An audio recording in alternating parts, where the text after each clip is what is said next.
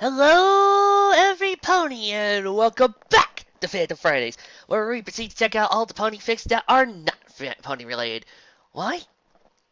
Well, if you're going to suffer a burnout, why not share it with a good friend?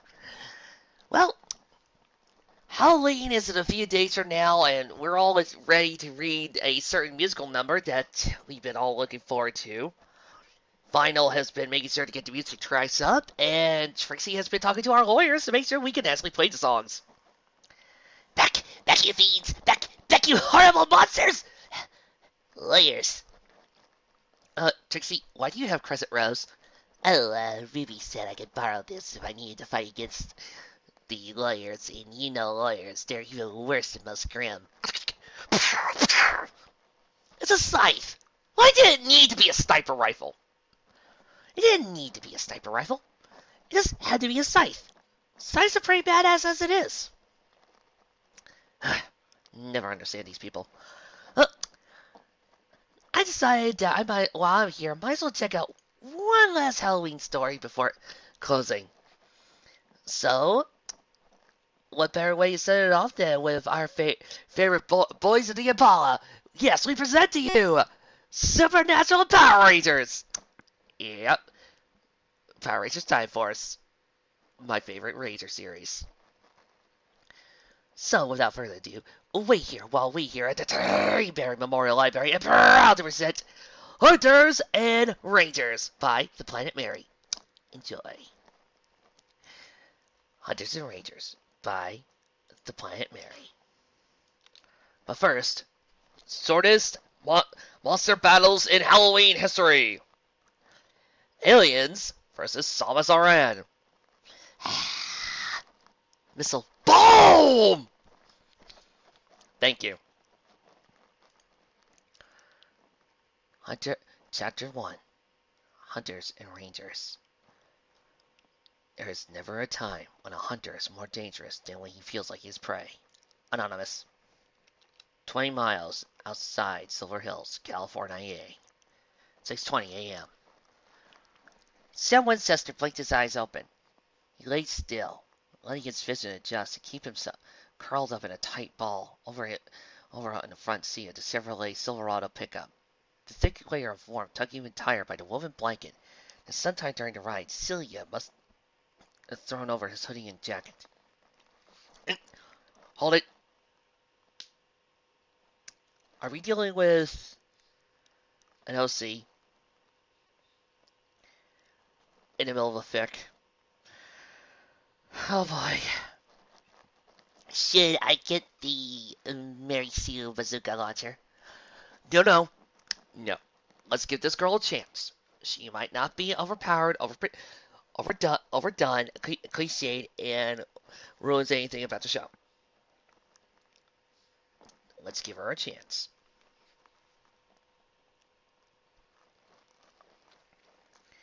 Sam sniffed heavily and blinked, trying to get the gunk out of his corner of eye without moving. His shoulder-length hair was sticking to the back of his neck with sweat. He could feel the thin sheen of it all over his skin and under his clothes, and the light flush in his face. Sam coughed heavily and trained his sense towards the outside world. The engine was thundering under the hood, but it seemed to idle, just growling steadily along. The radio was turned low to a local country music station. Would you please make it rock? He heard the heavy breathing of the German Shepherd dog sleeping in the back of the trunk cab. Every once in a while, one of them snored, and the click of metal from their prong collars sounded over the music. The rain. Sound of fat drops hitting the metal and glass of the Silverado, and oddly loud somewhere above his head, which, to be technical, was in the direction of the driver's side. He was literally curled up on the large cushion of the passenger seat, so the driver's door was open. Winchester training and instinct took out, and needed to find out if it was for reasons of danger or otherwise. Sam heaved himself up and twisted his head, neck cracking from the strain and kinks suddenly getting straightened. His vision blurred for a second before clearing. The driver's side door was slightly ajar. There had only been an attempt to close it for the benefit of keeping most of the rain out. There was no fear of the Silverado being stolen, with 2 large dogs and a hunter in its confines. Reassured, Sam dropped his head back onto the cushion and shifted, nestling down into the blanket and its layers of clothes, letting it curling one arm up, hiding his face in the crook of his wrist. Sam's eyes shut, and he heaved a sigh before drifting back towards unconsciousness. It was useful having someone around that couldn't get sick, at least not for the common cold and stomach flu. It was even more helpful that that individual got a souped-up giant work truck with a roomy cab for a sick individual to retreat, to recuperate, and get away from a whinier-than-normal older brother. Hey! Thank God for demon-possessed, red-headed ranchers. Okay, he's demon-possessed, and yet is acting perfectly fine. But her name's normal. I, I'm going to give her that. Her name's right now normal.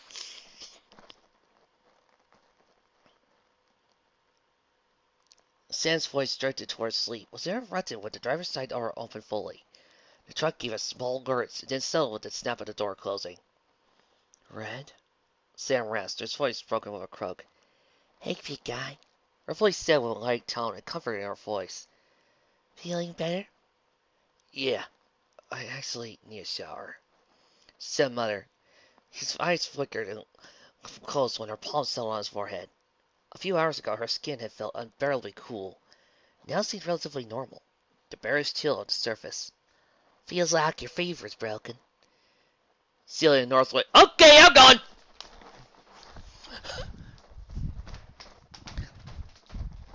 F this summer. F this summer. Bye, everyone. You get your meeting reading butt back here.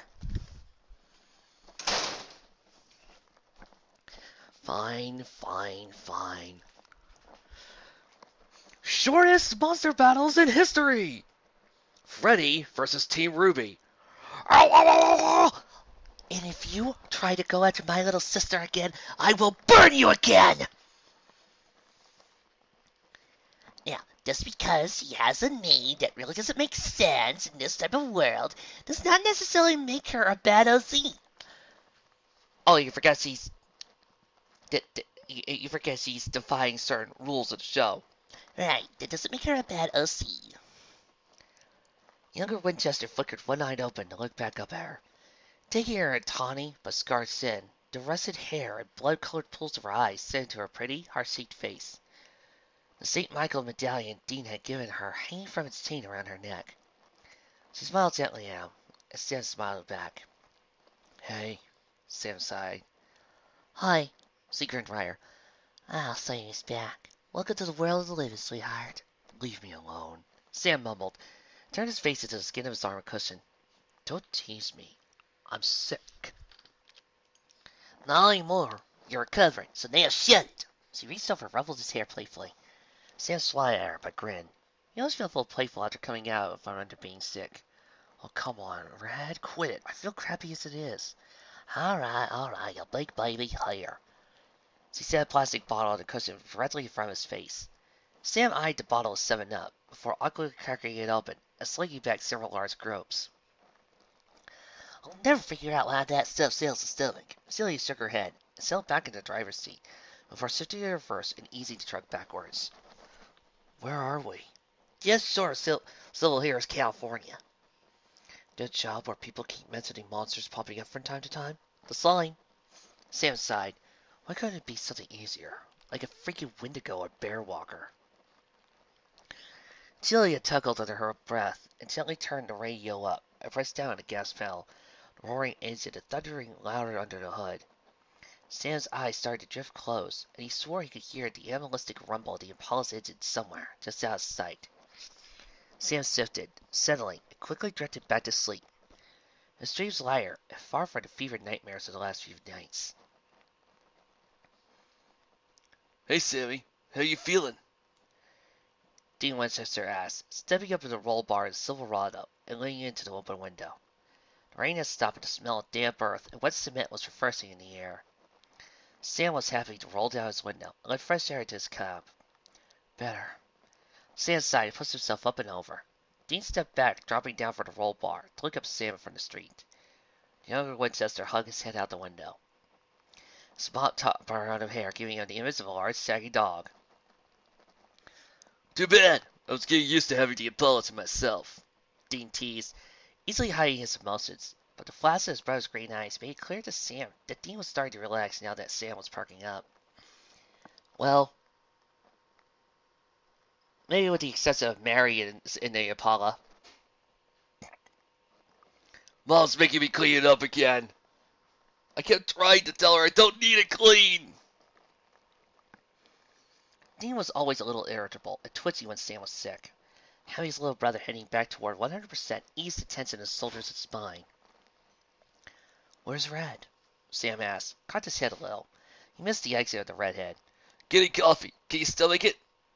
Dean stepped around and pulled open the door of the back seat and let the two separate sappers drop down to the earth and stretch. Dean thumped his hand loudly on the side of the Valentine.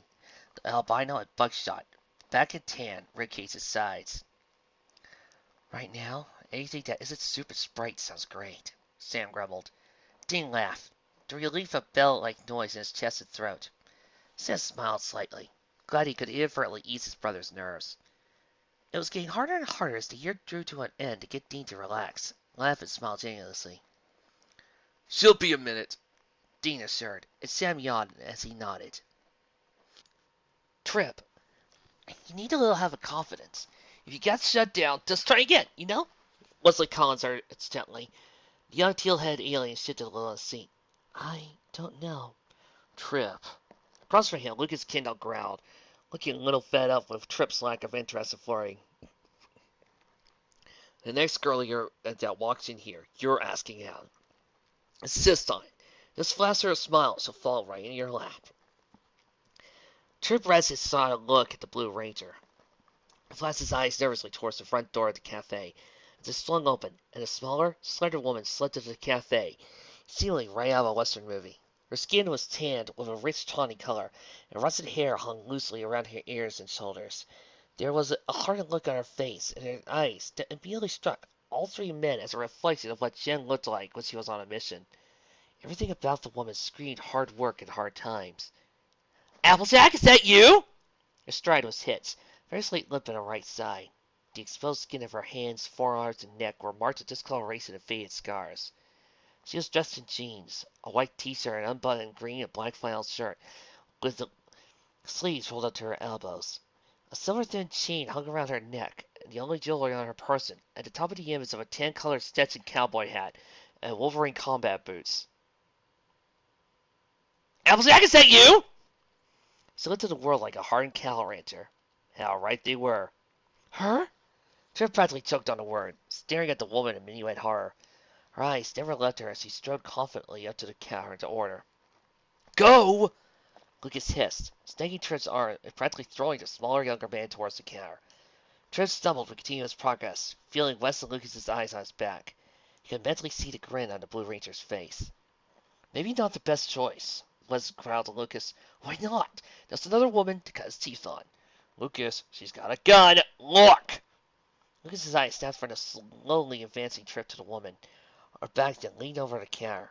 Flannel t-shirt pressing into her back gave the faint outline of a firearm holstered in her jeans waistband, small on her back.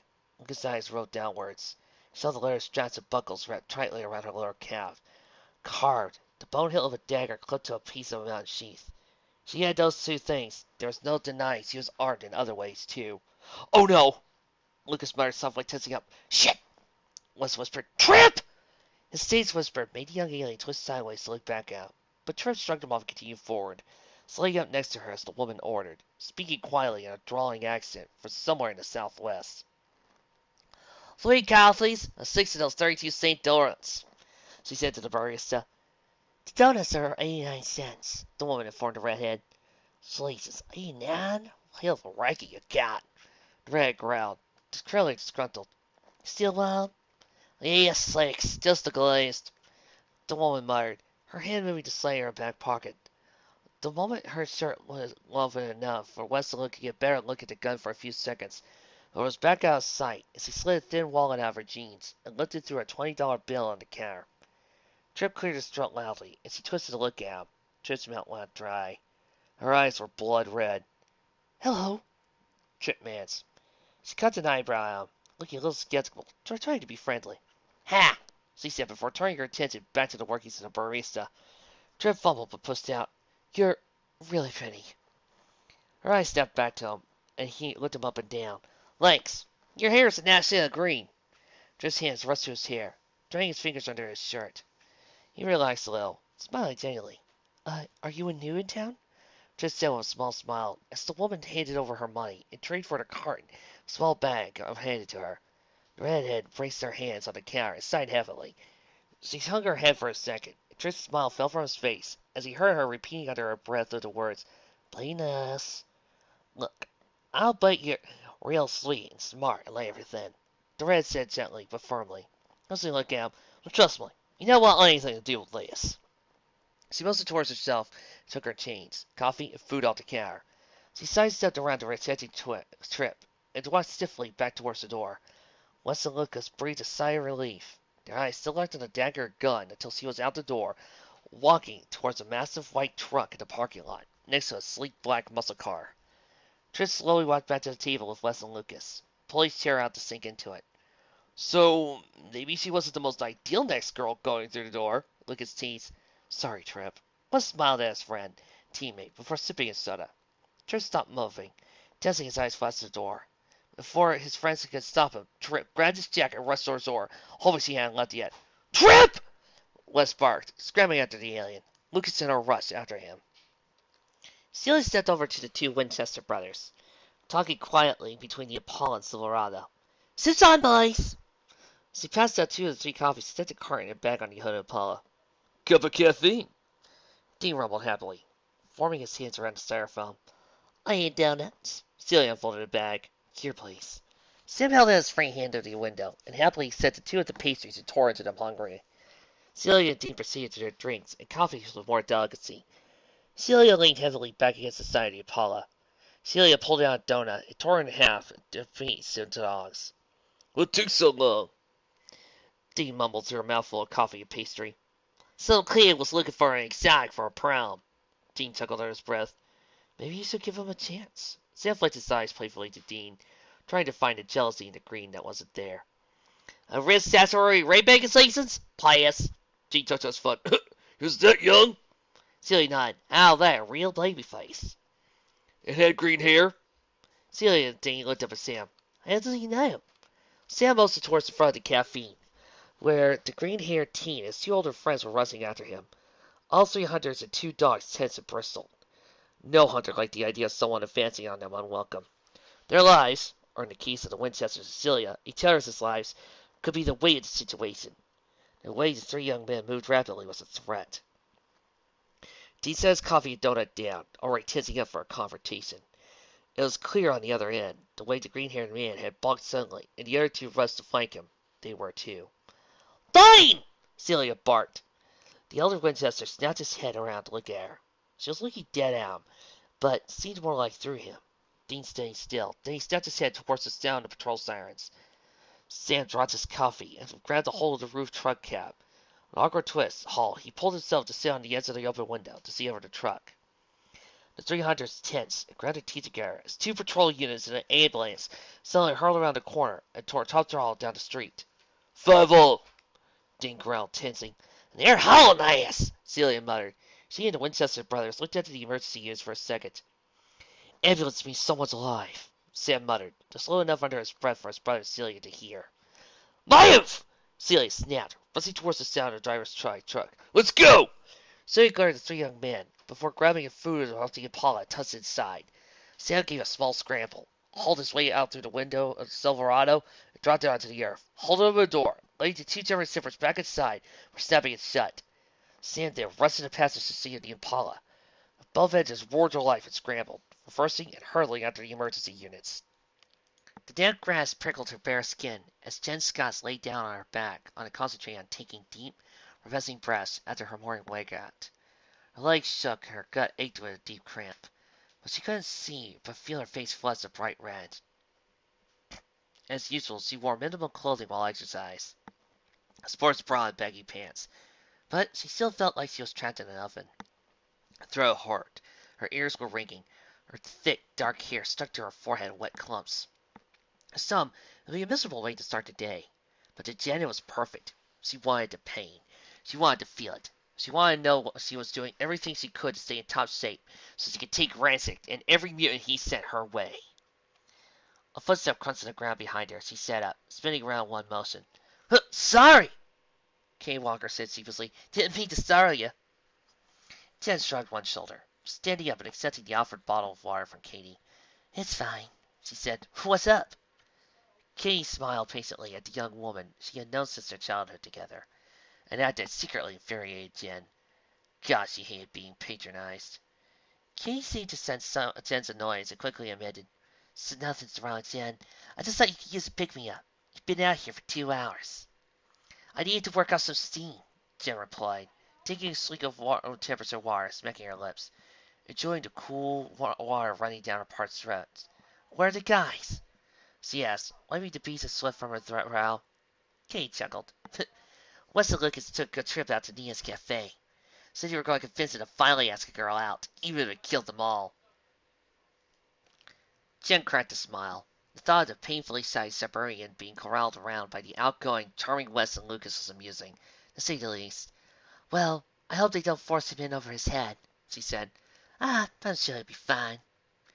Jen nodded and began to walk alongside Katie as they made their way to the clock tower, where the team of rangers had been staying over ever since their arrival from the year 3000.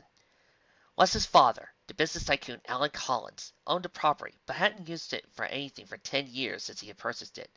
He only recently became aware of their uses of it. The building was old, far over 100 years, but it was sturdy and stood its purpose for the team. Better yet, Ransik was completely unaware of it. Jen paused after entering the tower. She got a small groan. Downside to the building? The ridiculous amount of stairs one had to climb in order to reach the top. Her already exhausted legs felt like lead the time she came into view of their living area. A dull, dimly lit room with a picnic table, ratty couch, TV in the center. Over the side, a large container they contained used to store the mutants had already captured. A small ladder to the loft where the cots were. Jen and Katie shared one, while the piles piled in 3 of their own. She glanced at the clock. When are they coming back? She wondered out loud. Who knows? How long do you think it'll take for Trip to work up the currents? A week, maybe more. Katie laughed as she bent over and put the water bottle in the refrigerator. Jen slid down on the couch, taking a long breath. Absently, she fingered the white gold ring on her finger, smoothing her thumb over the diamond. The act didn't go unnoticed by Katie, who watched her friend sadly for a moment, recalling Jen's excitement the evening her boyfriend, Alex Drake, had proposed. She had been glowing, eyes sparkling. It was everything she had wanted since she was a little girl.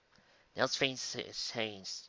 Her eyes grew dark as terrible memories came back, and Katie knew that she was back in reality. The reality was Alex hadn't lived long enough to marry the woman he loved. Ransik had brutally beat him down and died in Jen's arms.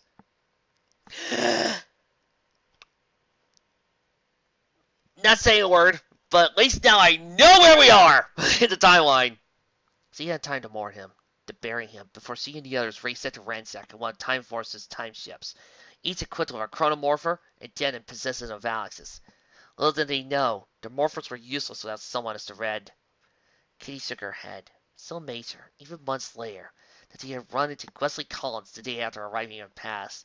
They had shared nearly all the same physical traits as Alex, and apparently the same DNA. They had given him the morpher. He unlocked it with his DNA by morphing into a ranger. And ever since that day, a couple of months ago, they had been a team. Sometimes, Jen could be seen watching Wes longingly, managing away his blonde locks and replacing them with Alex's severe, slick-back black hair. Even their voices were the same. Katie couldn't fathom the amount of pain Jen went through every time Wes opened his mouth to speak. Her eyes flashed one of his heartwarming smiles in her direction. Jen's morpher beat suddenly. A tiny figure of Wes appeared, speaking earnestly. Something's going downtown, Jen! Meet us at the plaza! We'll be there! Jen nodded, excited look at Katie. Let's go! This first chapter was a fun little introduction. Maybe I might go back and do a little bit more. But for right now, enjoy this little prelude to something far bigger and expected on the wings. That was one down, 1,000 more to go. I'll see you next time.